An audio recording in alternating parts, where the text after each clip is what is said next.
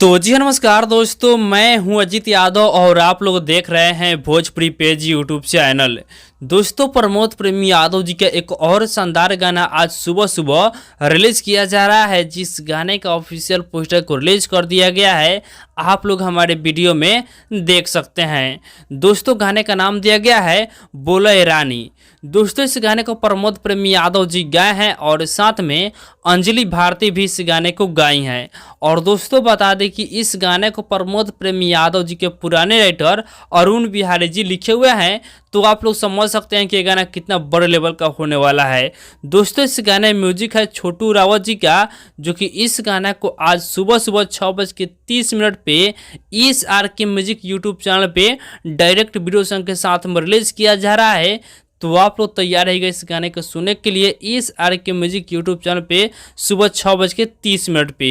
तो फिलहाल का यही अपडेट है। आप लोग इसके बारे में क्या करना चाहते हैं कमेंट में बताइएगा। तो इसी के साथ इस वीडियो को समाप्त करते हैं, फिर मिलते हैं किसी नए अपडेट के साथ। तब तक जय हिंद, जय भोजपुरी।